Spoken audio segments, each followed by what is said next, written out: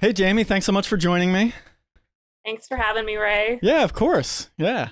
Um, we've definitely been connected online for a while, but never actually got to speak together. So this is funny. This is our first meeting, and we're sharing it out with the Yeah, world, right? yeah, Yeah, yeah. that's great. So I'm looking forward to the conversation. Yeah, so many people right now are doing things online through Zoom Yeah. just because you can't get together in person. Yep. It's been a weird year. Yeah, definitely. It has been. So it does give us, or at least me, a good opportunity to do these kinds of things. This is something I've wanted to do anyway. So it kind of works out that everybody's getting a little bit more used to talking this way. Right, Yeah. right. Um, your Flickr that you just sent me, by the way, like just gorgeous stuff. Like I was going through this, I'm like, oh my gosh, the colors, just absolutely astounding. Thank you very much. Yeah, I've come a long way. How You long have know, you been I shooting?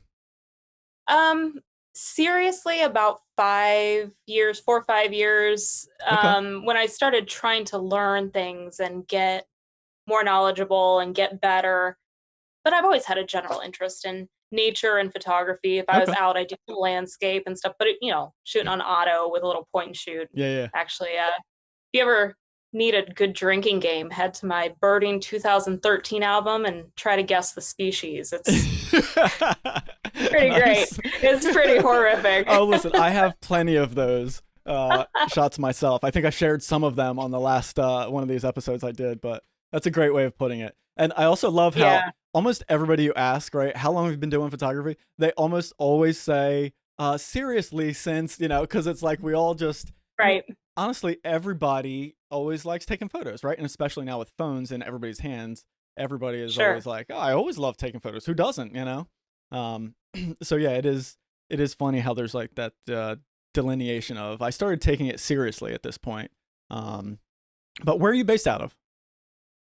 I'm in Ohio, Okay. Northwest, not too far from Lake Erie, so I've got a Okay. lot of good opportunities within a couple Hence the hours. warbler action here. Yeah, lots and Nice. lots of warblers. Yeah.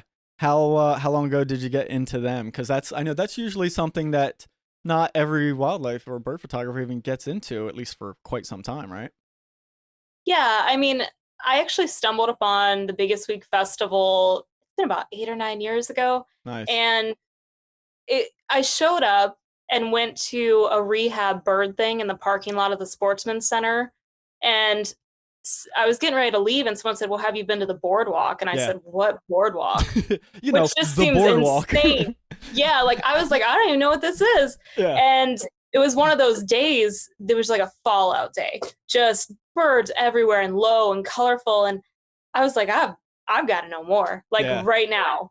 And it was a slippery slope from right then. Yeah. Like, Okay. Nice. Nice. yeah, Um, yeah, I mean your warbler stuff is really good. I mean, like and redbud, come on, you can't beat that. yeah, Look one at of my that. favorite shots from this spring. Yeah, that's gorgeous. That's really gorgeous. Thank I you. also so obviously you travel a little bit too because this ain't Ohio. Right. Yeah, that's one of my favorite shots ever. Taken at Bunchy Beach in Uh, Florida on the West Coast. yes. And it was an interesting day. This is a little pre-sunrise actually. Yeah. And the clouds were low over the sky. And as the sun came up, it reflected this pink purple in every little tidal pool. Yep. And it was just it was one of those breathtaking shots that when someone says, "What's one of your favorite photos?" This always comes to mind. That place is magical. It's so funny. So, let's see. I know I shot what did I shoot there this year? Pelicans, maybe. Same kind of lighting. Um, it happens there all the time. Oh no, yeah, there we go. Reddish egret, right? So check out the colors, Oh right? yeah, Almost the same, right? Like, right. you definitely got more of these the pinky, peachy tones, which are nice. But yeah, like that beach there, just man, the lighting. What time of year was that for you? That would have been February, Okay, yeah, or yep, maybe end of January. It yeah. was either, I think it was right before the Space Coast Birding Festival. I cut out a little bit of time to run over there. Oh, cool. How was that? I've never been there. It's great. I mean, Merritt Island is wonderful. There's so many opportunities. I'm lucky to have a friend in the Orlando area, Nice. which is where that painted bunting shot was actually taken in Oh his yeah, private sweet. feeder setup. Oh, not that's a good thing to have. Yeah, because they're not particularly easy. No. And but the festival's great. There's a lot of people and it's a good place to connect. I'm with Saberwing Nature Tours, so we have a booth there. So I spend my afternoons when the light's bad at the booth Okay. and I get mornings and evenings to shoot. Couldn't be better. Oh yeah, perfect. That's great. That's great. Yeah, it's funny. I've been down there during the time of year when that happens, and I've just never kind of gotten around to getting there. But yeah, it might be something I have to try and put on my list. You know, I want to ask you too. So you said Merritt Island. What do you think of? Yeah. All right, so let me ask you two questions on Merritt Island. All right. What do you think of it for birding, and then what do you think of it for bird photography? Because I think they're two separate things there, in everywhere really. But 100% different. yeah, Birding is great. yeah.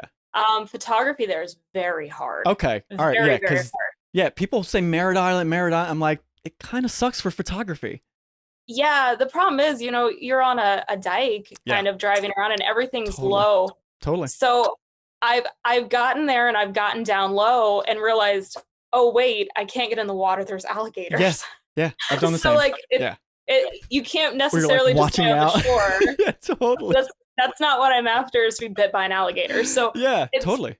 I've I can't say that I have anything really that stunning from Merritt Island at all. It's a great birding spot.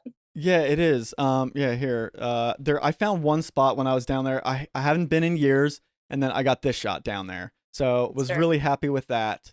And that was pretty cool to get this bird like backlit, down low. Yeah. But it was totally one of those things. It was like right next to a parking lot. There was one little area I could get down, and the whole time I'm doing it, I'm like scanning. I got my sister standing back there. I'm like, keep a lookout, and it's like get in, get the shot, get out. Yeah. Because yeah, you don't want to take your life in your hands, and there's some huge gators there. Um, Yeah. No and joke. it's not to say that you can't get great photos there. I think it totally is possible, right? Things will perch up on trees higher, so you Yeah. get eye level, or even sometimes if it's really calm, right? And looking down, you get those like mirror reflections. So I've seen some great shots from there, but they're not often. Like they're not easy to come by. It's a lot more No. work than you think. And there's a place by me here in Jersey, Forsyth National Wildlife Refuge, like really well Oh yeah. known. I've been Everybody, there. I yeah, I got some shots on Flickr from there yeah, actually. yeah, exactly. So it's the same kind of thing, though, right? So great for birding, especially when you're a beginner. You find out about it, and you're like when I first got into it, it was like that's the place, like that's where you go. And then you start learning a little bit more about photography, and you're like, oh, I start to really see the limitations that come up here. Yeah, you can't get off the road, you can't get down Yeah, low, and it's amazing how big a difference the yeah. angle makes. Oh And yeah, yeah, totally. when I go out with people and I'm like, all right, guys, we're gonna lay in the sand, everyone kind of looks at me and I'm like, Yeah. it's gonna be better, I Yes. promise, I Yep. promise. Yep. Yeah. And Totally. it was a long running joke for a long time that I was always unprepared. I would like leave work and go shooting and I would inevitably ruin like dress clothes and shoes. And, like I have selfie pictures of me just covered in sand and like Yes. soaking wet. Yes. But Yeah. you do what you got to do for the shot. Totally. Totally. How far did you kind of figure that out on your own just by looking at other people's photos? Did somebody kind of, people that you were around kind of clue you into that sort of thing? Or like how did that knowledge come about for you? Well, there was a while where I got pretty serious. I bought a Tamron 150 to 600, which is, nothing exciting, but at the time I thought I was hot shit with my Yeah, big 600. And I'm out shooting every day and I'm spending a lot of time in the field and I'm looking at everyone's pictures and I'm like, I'm not getting stuff like It's this. not the How is this same. happening? How is this Yeah. possible? Why can I not get the same sort of stuff? So I started reaching out for advice and a friend of mine, his phrase is always get lower, get lower, get lower, get lower. Yeah. And so that always stuck with me. And then Brian Zwiebel, who I work with at Saberwing, has been an incredible mentor to me and kind of not only helping me, but kind of pushing me too and being like, Yeah.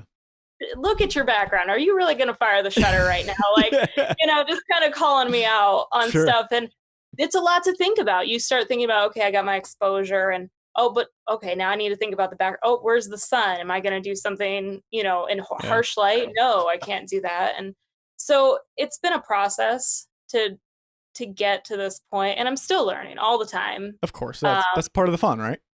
yeah, Yeah, absolutely. But totally. it took me a good year and a half to really get it, to Yeah, see it.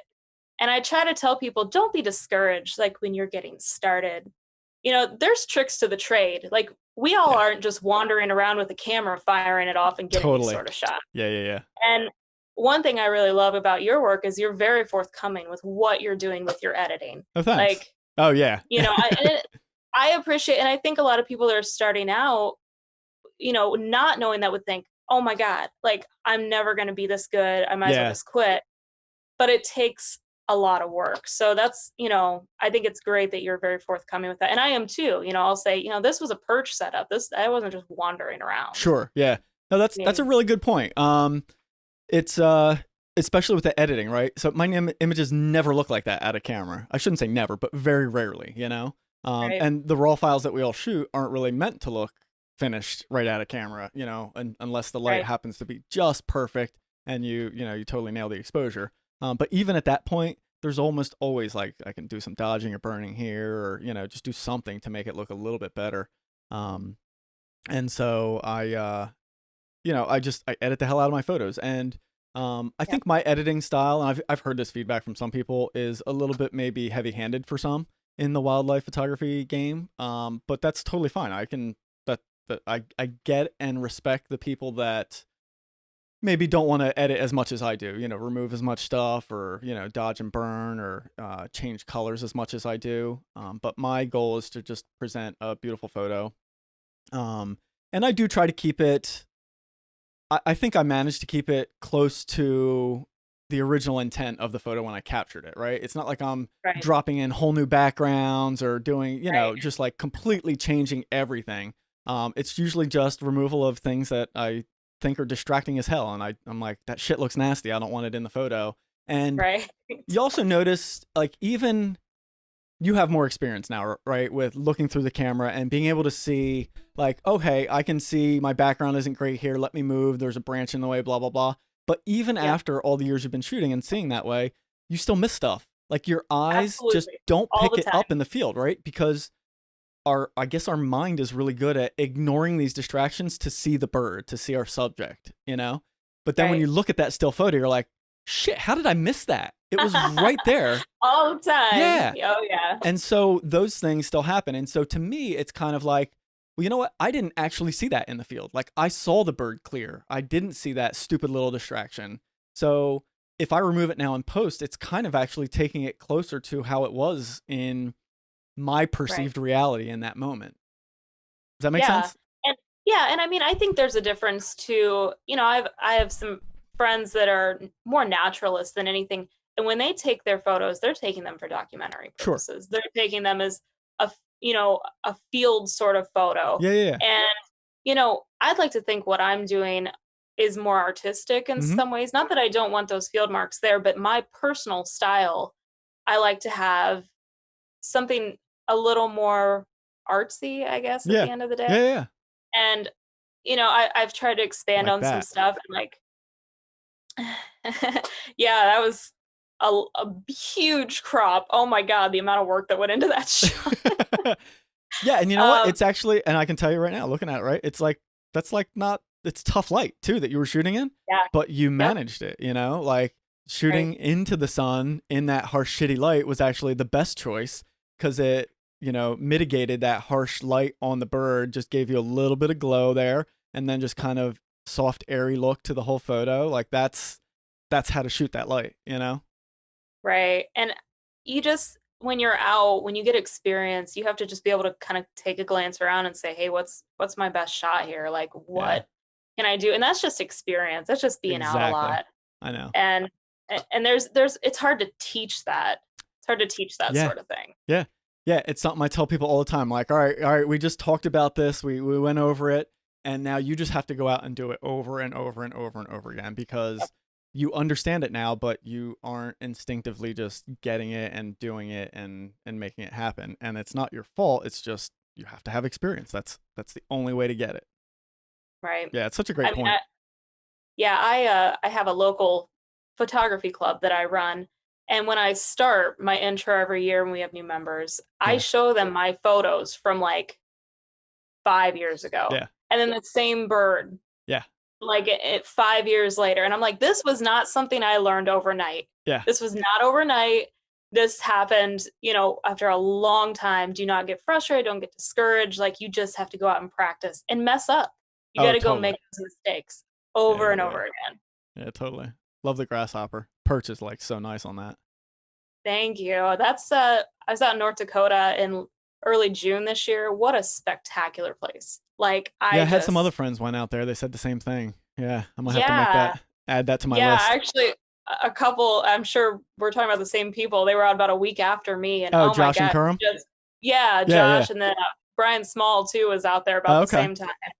And it was just not what I expected. I was supposed to be in Alaska at that point, and of Okay. course, we had a lot of Yeah. cancellations for COVID. Sure. So we kind of last minute threw a trip together for some clients, and I couldn't have imagined how spectacular that place is. I Wow. mean, it's beautiful, huge numbers of birds, diversity is good, Yeah. species count's good. And because it's all prairie, the backgrounds are easy to, Yeah. to nail. Yeah. When you It's get a distance, challenge right? to find a perch. That's the big I Something brought that that one stands up with high. me. Did you really? Yeah, I Nice. did. It's shoved into the ground. Like, I found that somewhere else and brought it Oh, along. that's great. Yeah. I don't do that often, but I have totally done that, you know. Yeah. Yeah, there's literally nothing but grass. Yeah, It's, so nothing for them to perch on other than like yeah, fences and stuff like that, right? Salt yeah, marsh? Oh, Nelson's. Nice. yeah. Beautiful bird. Yeah, I've spent many a fall trudging through the deep mud Yeah. near Lake Erie to get those. And after North Dakota, I never have to go again. Is that where this one was from?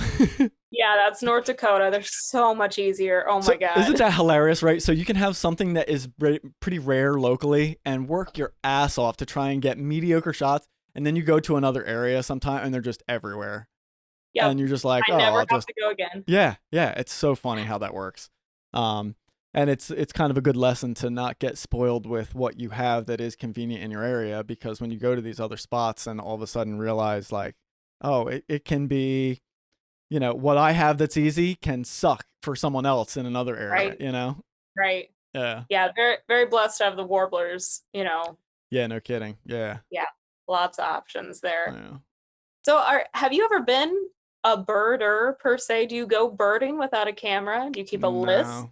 Nothing I like that. keep a photo list, so only Sure. species I've photographed.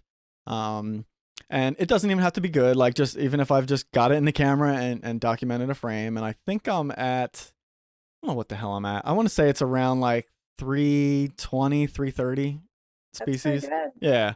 Um and the majority of them are from New Jersey or Florida, where I spend some time in the winter. Yeah. But hopefully I'll be branching out, and I'm actually heading to Alaska on Tuesday, so Oh, great. hopefully can add a few species Oh, yeah. at Yeah. that point. I'm heading up in October, so Oh, hopefully nice, nice. Ross is calling polar bears. Oh, really? Yeah, Awesome. it'd be a pretty awesome trip. Yeah, yeah. Sounds it. Sounds it. Well, so I'm asking you a ton of questions. Did you have any for me? But who do you follow? Who do you look at and look at their work and take inspiration from? I mean, I have a short list of people that I respect and follow and try to draw ideas from. Like, who is that for you? Yeah, that's a great question. So I'm a little odd in that I don't look at online photos and social media a ton. Um, I guess I kind of consider myself more of like a creator than a consumer, and not to say that I don't ever consume, but I just much prefer to put stuff out than to just constantly be looking at stuff. Sure. So I don't follow a ton of photographers, but I will say there's a few names that jump out, and the first is and I always mess up the pronunciation of him. It's Turge Kulas, out of Norway.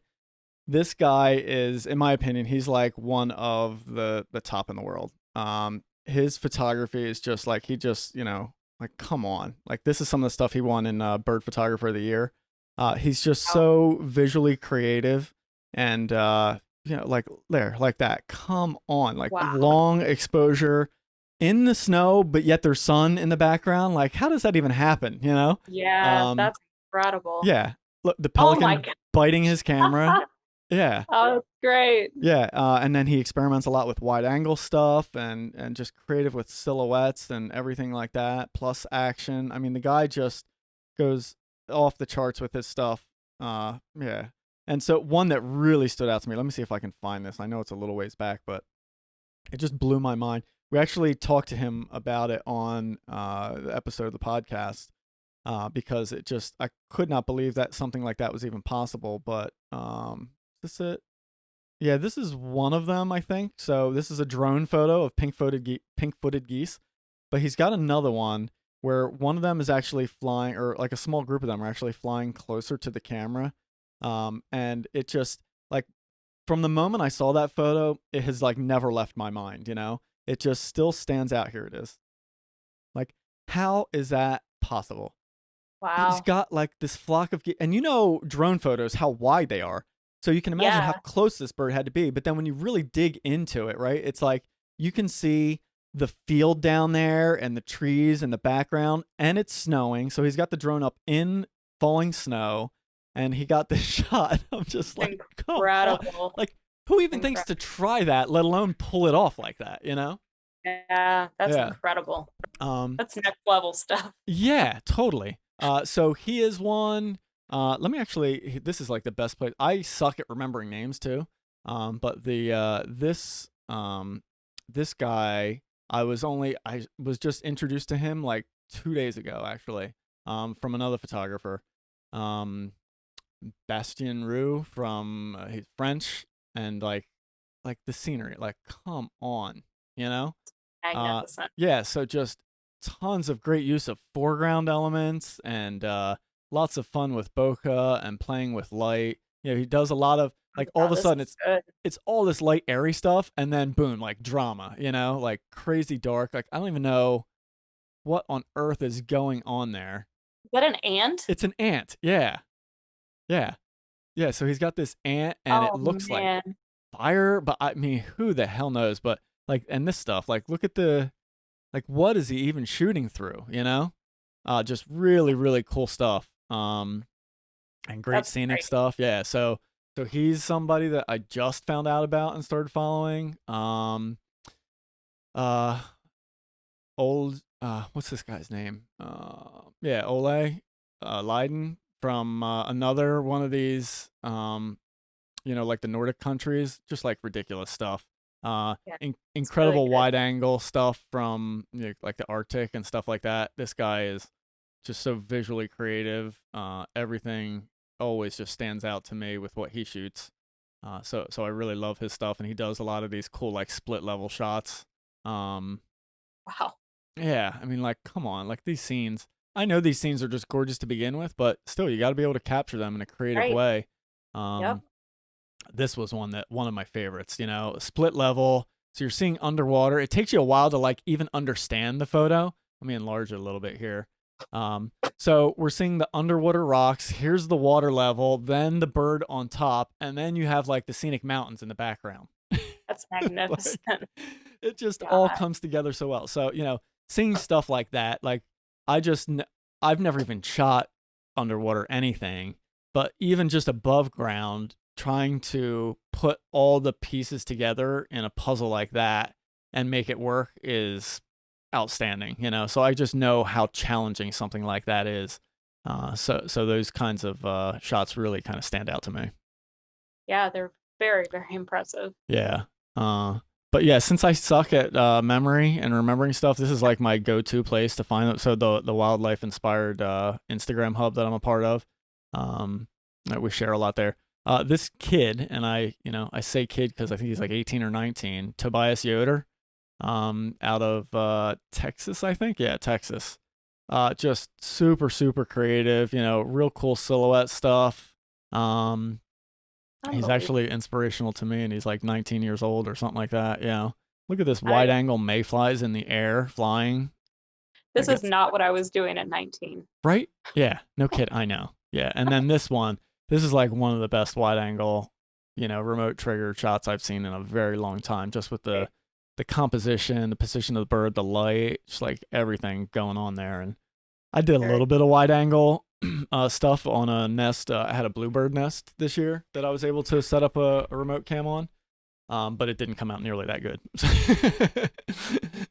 Well, it takes so much time to set up some of these shots. Like, I just wonder, what the process is when I mean, some of those are really remote. I mean, you can't Yeah. just visit Antarctica or Yeah. visit, Alaska and just kind of guess why. Like, you have to really think that stuff out. I mean, that's Totally. Yeah, impressive. totally. Yeah. And yeah, that's a great point. I don't know how long some of these people get to stay in these locations, or, it's probably like, I think we talked about it on the last video episode. It's it's the kind of thing where you visit once, you get some photos, and you just check off your basic photos. But then the second time you go, now you're more willing to push the envelope because you've already got like the standard shots out of the way. And so now you can push it. And if, because obviously the harder shots are more of a gamble and they fail more, right? So, Right. you don't want to do that your first time and take a gamble on getting nothing.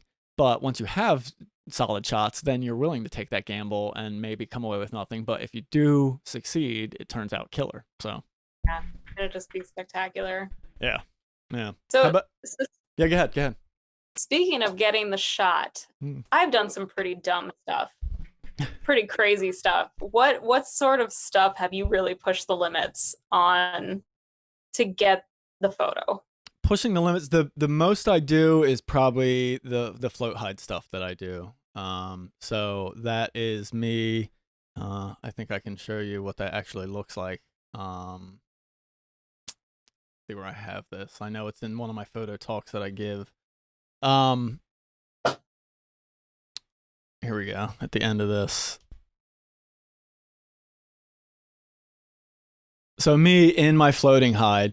Oh, nice. Yeah. So that's where I've pushed the kind of limits of my photography the most. Just because it's so challenging and weird and difficult, because the camera's not waterproof at all, Like, so if that camera or lens dips into the water, I'm done. So the setup I did create it with these bars in place below it. And it saved me the other day, like a month ago, I was out using the thing and I hadn't locked the tripod column up here. So I set this up so I can actually raise and lower the camera in the hide while I'm shooting. Oh, great idea. Yeah, so when I'm moving, I can lift the camera up like you see here, right? It's elevated up a little bit, but this isn't really as low as I would like to shoot. But once I get in position, I can then lower the camera and get it right down onto these bars. So I'm just like a couple inches off the water. So it's real low perspective. But obviously, if you have little waves or That's great. if you're moving around and splashing, you're going to get water all over on the camera and on the lens when it's really low. So I can lift it up. Anyway, yeah, I didn't lock the column up here totally. And as I was out there, it was slowly creeping down. I didn't even notice it. And then I turn out at one point, and it's like laying right on the metal bars. I'm like, oh shit, I'm glad I put those bars there. Because if not, it would have just sank right into the water. Oh man. But this shot in particular, I don't know if this was from there, but one of the craziest stories was me and Scott Keys go up to the northeast of the U.S., up in the New England states, 3 years ago at this point to photograph common loons, right? It's our first time doing it.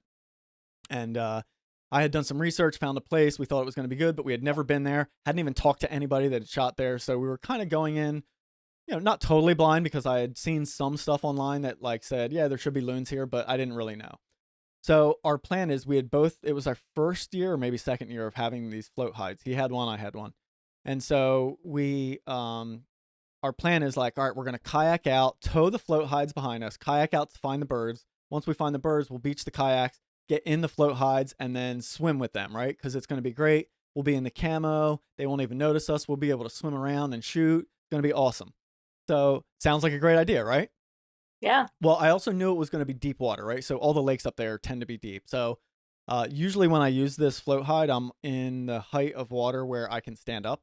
So I can just kind of stand in the shallow water and shoot, or kneel, or lay down even. But I knew it was going to be deep water up there. So I bought swim fins and, wore a life vest to keep me afloat. So, because I knew I was going to have to be swimming. So we find the birds, and they actually had a chick. And so we beached the kayaks, and I'll bring up some of these photos as I'm talking about them. We beached the kayaks, get all set up in the float hide, and then we start heading out. And as soon as I come around, like we were behind this little island, so they couldn't see us kind of getting into the hides. And then as soon as I came around the bend of this like little island, as soon as the loon saw me, they started freaking the hell out. Oh, Just no. total alarm calls, and they're like going nuts. They had a chick with them. So I'm thinking like we're gonna be in the float hide. They're not even gonna know. Like every other bird we've shot in these float hides has no clue that you're there. You just look like a floating bush, and they're like, yeah, whatever, you know? So they're freaking out. I'm like, what's going on? Like, is there something else or is it us? This bird comes out at me and then starts playing like Broken Wing on the other side to try and lure me away from the chick. And I'm like, as soon as we realize that, we're like, Oh my holy shit. We're God. like, we're disturbing the hell out of these birds. So we back off, give them some distance. They finally settle down. And then this was like later where they had calmed down. And like this was all shot from in that setup, in that floating hide. Oh, wow. Yeah, so Really you can nice. see, right? Nice low perspective. And this was when it kind of, they calmed down and were just kind of swimming around. I even got like the chick, like this was shot from in that floating hide. Very Uh, nice. but this is the best part, right? So it's deep water. We're swimming like crazy. It's so hard work just to keep afloat. And there was actually kind of, you can see in these earlier shots here, like there's a little bit of waves in there. And the waves are only like this big, right? Not much. They're real tiny, but that's enough on these boogie boards that it bounces the lens. And at 500 millimeter, you can barely Oh, see through the yeah. lens. It's hard as hell. So you're kicking with swim fins, floating in a life jacket, trying to shoot, bouncing on the waves. Like it was so much work. Scott is like, screw this. I'm going back to where I can stand up. So he's like posted up there. I'm out there still swimming around like a maniac. And just trying to keep a good distance and not freak the birds out. And like I said, thankfully they calmed down. So we were able to shoot them. But while all this craziness is going on from us, we see a family in a kayak paddle by the birds with the chick. And the birds are like, whatever. They did not Didn't care even at all. care. Oh my God. So they were totally acclimated to kayaks and people being on the water, but not us in the water. As soon as we threw something different at them, they were like, what the hell? And so What is the next day we go back and we use the kayaks, and then this is what we're getting, right? Getting like headshot. You just float right up on the kayak and they're just chilling right there, totally relaxed, didn't care at all. That's So we like, fantastic. yeah, this crazy plan to like make this like incredible, awesome experience, and it totally backfired on us. All you needed was the kayaks. Yeah, totally Great. easier. Yeah, so that was a good learning experience of like, it doesn't always work out when you're in the float hide, or like the best laid plans don't always work out. Sometimes you have to kind of go there and actually witness what's going on and see and learn about the birds and their behavior, and then figure out the best approach, which turns out like they're acclimated to kayak, so you can just paddle up in a kayak, much easier than all the shit we went through. Yeah. Yeah. Well, and that's one of my favorite things about photographing. When I started, I was trying to do both. I was trying to bird and photograph, and you just can't. You can't do Totally can't. you can't do either one. You do like some mediocre version of both. Yeah. Be seen and listen. I mean, you're taking a 2-second glance and running to the next one. And Yeah. it got old for me real quick. With the photography, I spent a long time with each of my subjects, if I can. Yes. Yeah, totally. And observing some of the stuff that they do and the behaviors is fantastic. Like it's just very worthwhile. Yeah, and it's fun to really kind of learn about them, right? To kind of watch Oh, that yeah. behavior and see those different interesting things. Oh, white faces. Oh, that's a glossy? Yeah. Or that's white face. Yeah. Oh, that is I have white that face. mislabeled. Yeah, it's okay. All right. No, that's from North Dakota. That's a white face. Yeah, that thing is gorgeous. Thank you. Yeah. What was the approach on this? Was this like kind of one of those places where like did you stalk this, or was this I did. Oh, you did. Okay. Yeah, so Mackenzie Slough in North Dakota and full waders, which I rarely travel without having them, always in my car. Like I bought an SUV for the kids, but it's really for all my stuff.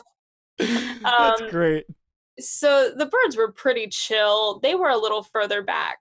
So, you move up a few steps, and I was literally on my knees, like Yeah, shuffling, yeah, yeah. and the mud was pretty thick, but Okay. I managed to just keep approaching right as the sun was setting. And Yeah, the sun is um, perfect there. Vertical composition yeah, is nice on that too.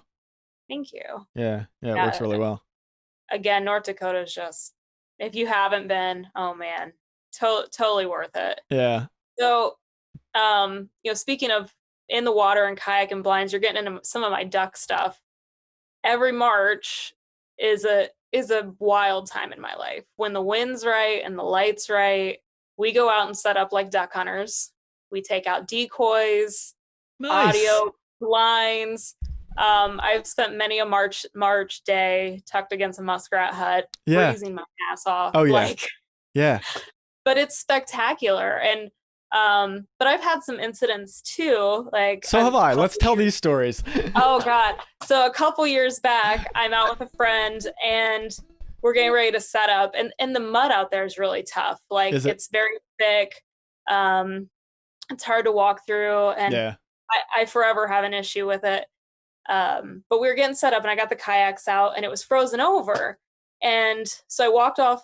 There's like a stone dike there. Yeah. So I walked a couple feet off, getting ready to get in the kayak, and I heard the ice cracking, and I Okay. knew like I was going to drop, but I was 6 inches from the edge of this dike. Yeah. So I thought I'd dropped to like my calf. Yeah. Well, I dropped to my thighs. Okay. And I'm not very tall. I'm like 5'3". Okay. So I tipped over and took an enormous amount of water In down the waders. front of my waders. Oh. And I'm standing there like, oh, you got to be kidding me. I mean, it's like 20 degrees Yeah. out. And he says, well, I got to go get these decoys out. Good luck. I was like, what the hell, man? Like, Yeah. so I'm not going to let him go get these shots. So I got up to my car and changed the clothes that I could, paddled out all pissed off, Yeah. and got set up anyways, and just froze for hours. Oh, like I was like guess. shivering, trying to shoot. My hands are shaking. Oh my gosh. Oh God. But man, we got some great photos that day. Oh, that's good. But So totally worth it then. it works, but I forever joke he just left me. Like, That's a thanks great lot. story, Jamie. Yeah, that's hilarious. And glad you survived. Yeah, because I know the waders can be dangerous. Like I've done the wader thing. I'm actually this year Right. I'm ditching the waders. I'm going dry suit. Just so I can get in the water and not have to worry about water over the top because I'm done with it. I've thought about that a lot. The dry suit thing. Yeah, so I'll let you know how it goes. Yeah, please. Yeah, because it's and it seems really good. The one I got, full collar seal up here, seal on the wrists. So I, should just be able to just get in the water totally and not have to worry. Because the other thing that's tough is with waders, you can only get so low, right? Even I got the highest Right. waders I can get, but I can only get so low. I still can't shoot as low as a perspective as I would like to, Right. So I still end up shooting a little bit higher because I have to. Well, now with the dry suit, I'll be able to sink right down into my neck and just shoot eye level right there. So I'm hoping that's going to be a nice added bonus, and it will be probably safer than the waders because I won't have to worry about those slight mishaps. Because I had pretty much the same thing you had. I was out. I actually broke through ice to get to the spot where I wanted to sit. It was just on a river that was unfrozen in the middle, but frozen on the edges. So sitting in the ice water, I was using my float hide, had everything set up. I wasn't decoying that day because it was a new spot, so I was just scouting to see what was around. And so I shoot, and I ended up sitting down on my butt, and that was like the good height to shoot.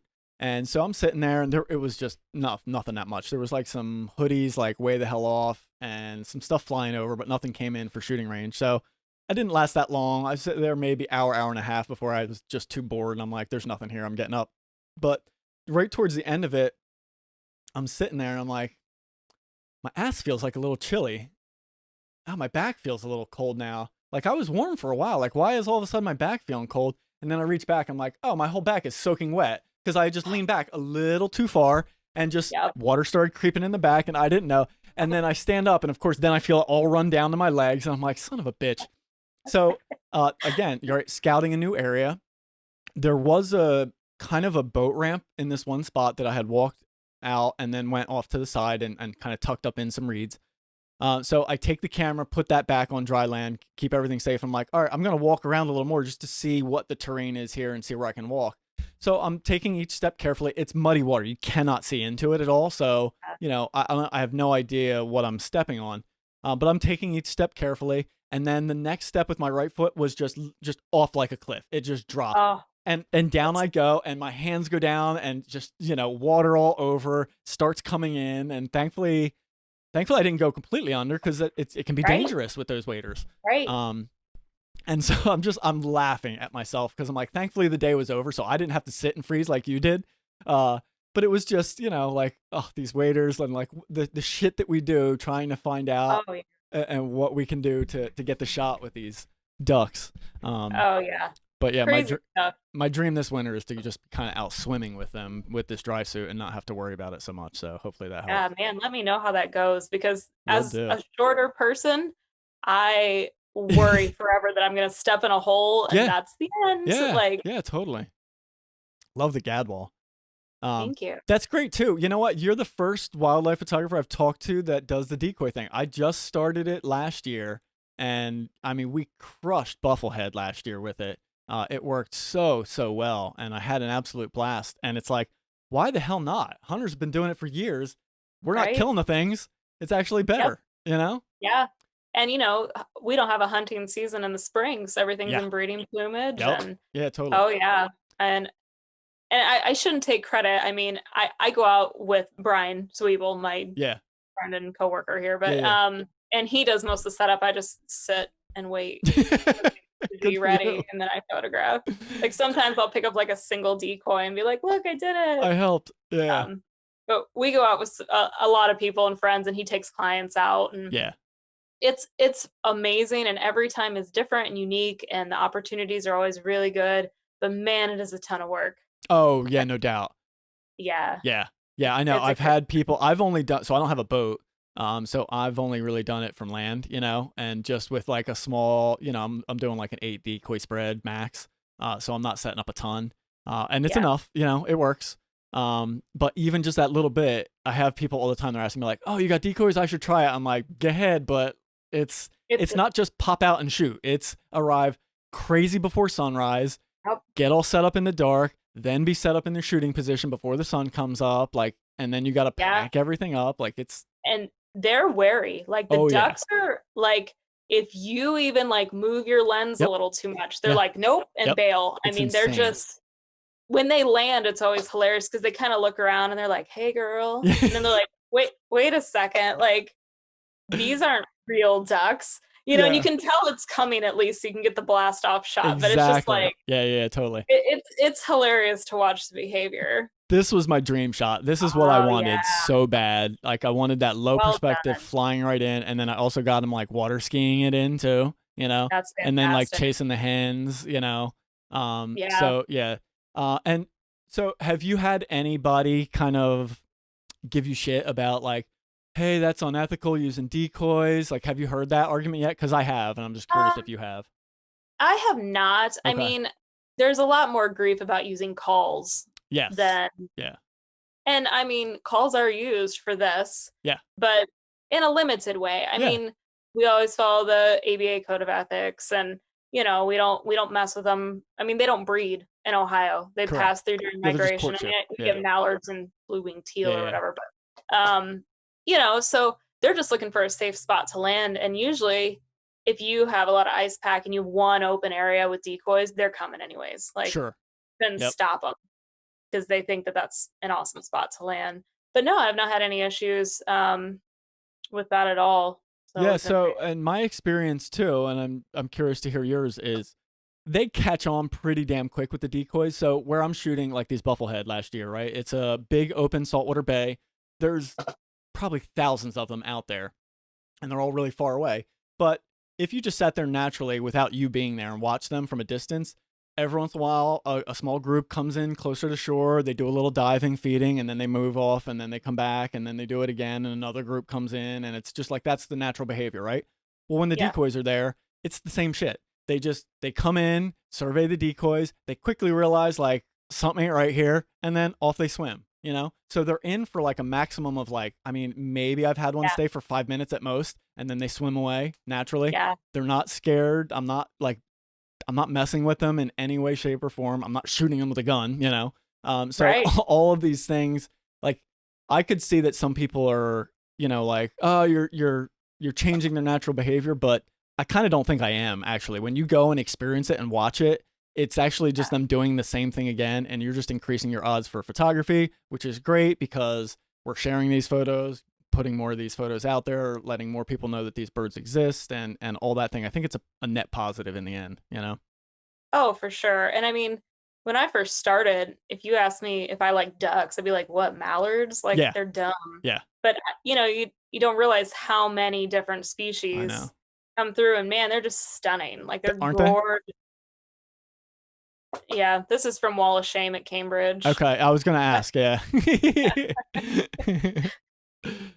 What a great spot though. it Like is my daughter and I ran to Barnegat this winter for a weekend, and we stopped on our way back, and what nice. a cool spot. Yeah, had you been to Barnegat before? No, this is my first time. It was. So I was lucky. I took ice cleats and everything else Yeah. and didn't need them, luckily. Oh, cool. We had beautiful light. It was a great trip. Excellent. Yeah, It this was is from there, right? yeah. Yeah.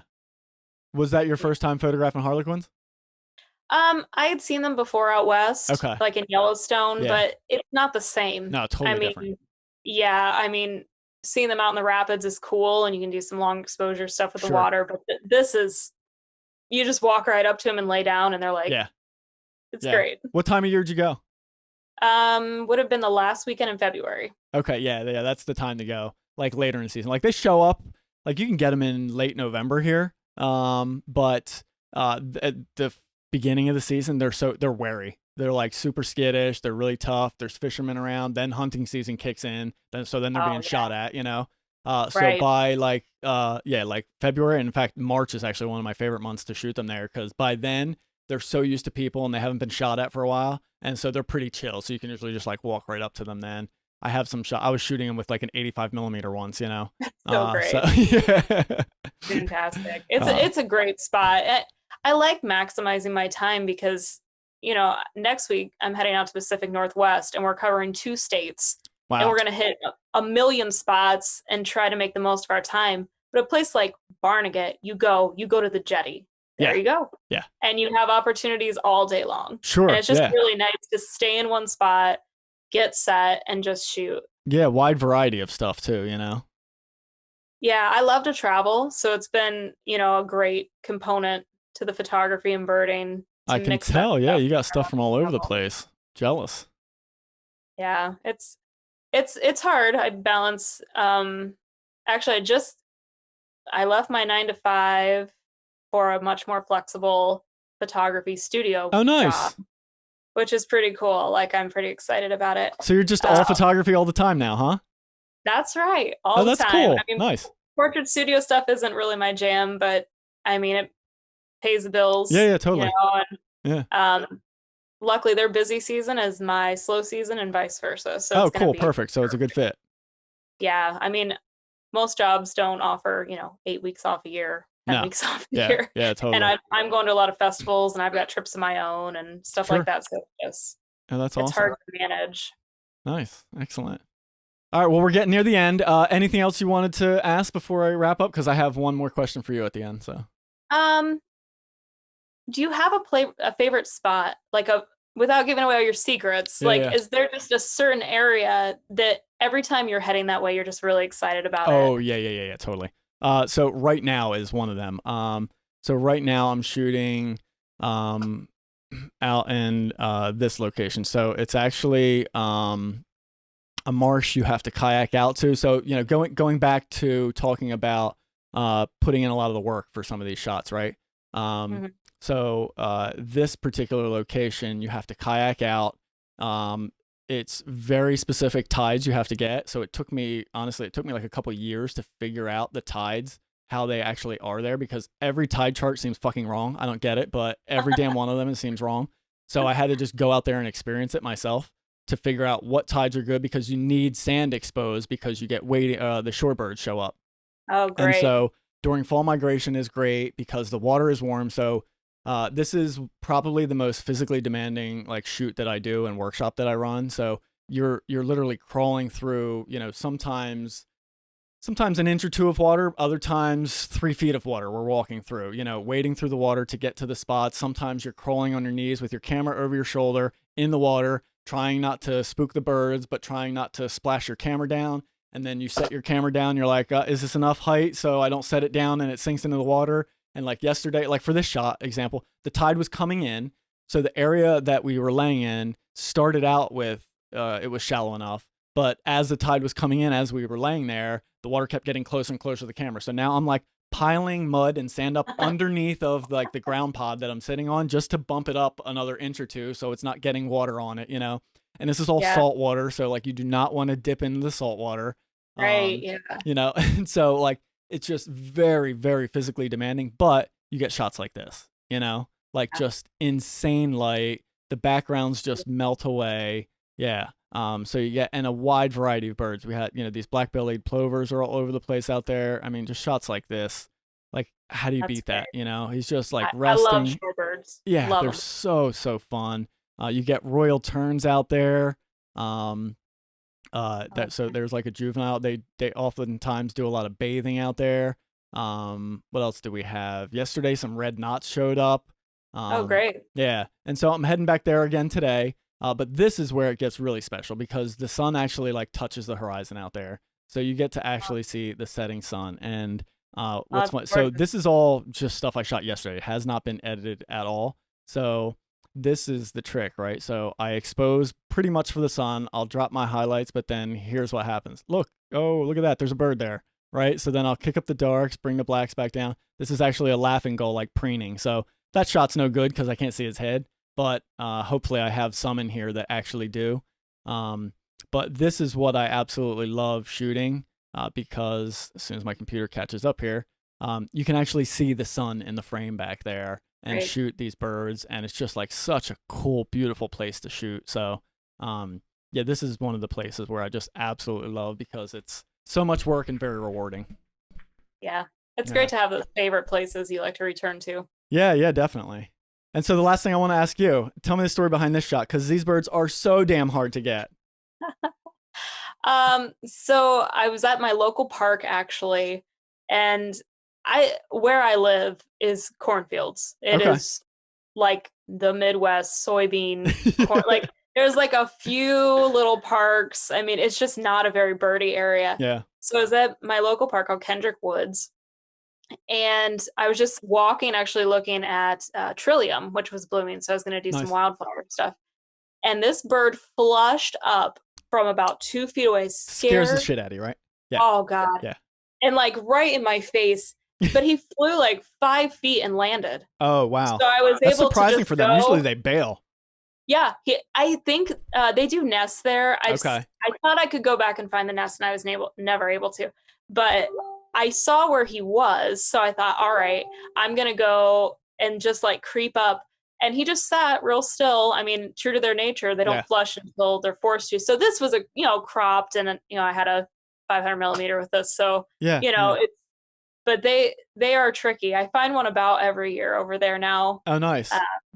But he was pretty cool. Goofy birds too, man. They are so like, I always think of them as looking like a chipmunk with a beak. Yeah, that's a good call. Just this like goofy cartoon character bird. They're great though. They really are. Did you ever get to hear their their vocalizations and or like especially during courtship?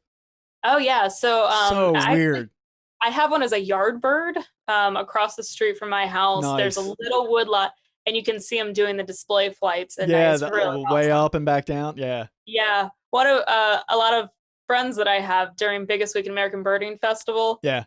Like we do woodcock walks. Okay. So if you can see where they start at and then they do their flight, if you run up to that spot and lay down, they'll land right in front of you. Oh, no kidding. Or sometimes on you. Like it's that's hilarious. So cool. So they're a very interesting bird. They really are. Yeah. I haven't spent a lot of time with them and I have zero good photos of them. But I've, at least been able to kind of witness that and hear it. And it's a lot of fun to see. Yeah. Really cool. Cool. Well, thanks for sharing that. Sure. Jamie, thank you so much for joining me. This was awesome. Yeah, thanks for having me. It was nice chatting. Yeah, you're very welcome. Where's the best place for people to follow you online? Probably Facebook.